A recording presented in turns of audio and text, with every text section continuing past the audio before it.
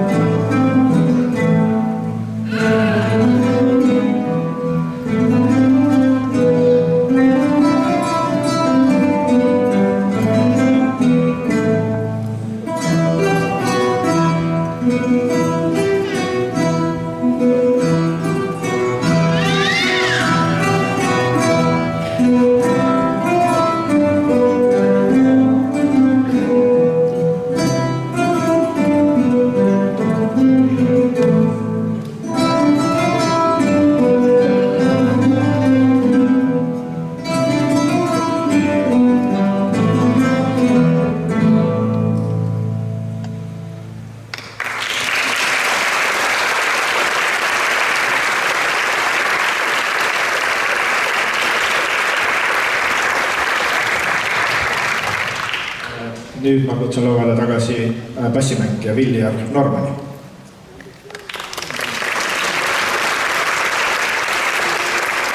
Ja kui ma eelmise loo kohta ütlesin, et see oli pärit tundmatult autorilt, seetõttu, et oli nii vana, keskajast väga palju autorid ei teata, kuigi mõned on tuntud helilojad.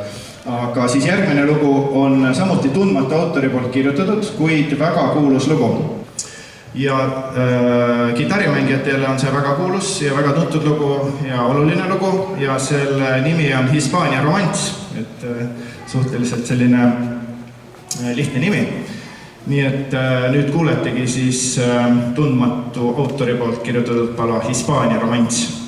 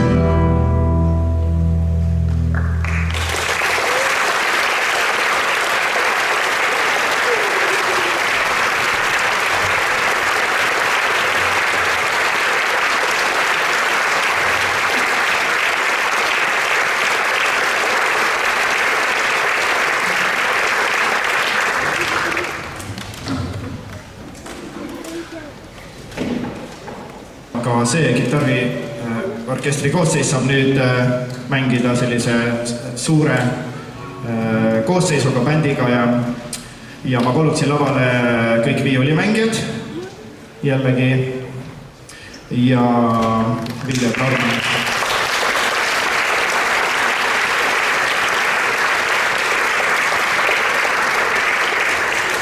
Ja Viljar Norman ja Patrik Aleksander Staak on jällegi meil nagu bändi pool.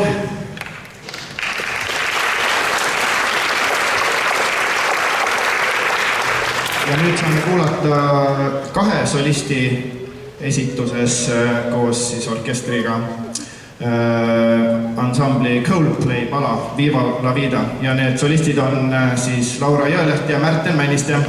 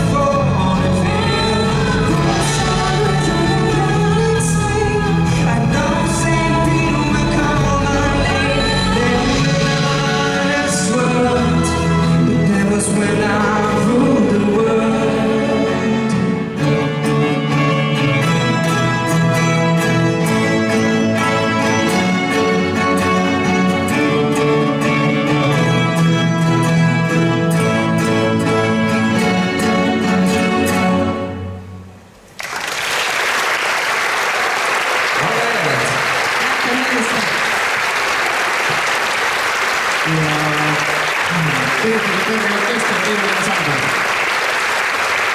Terveid daami küll ja Patrik Sõbristaator Ilma Nõmme.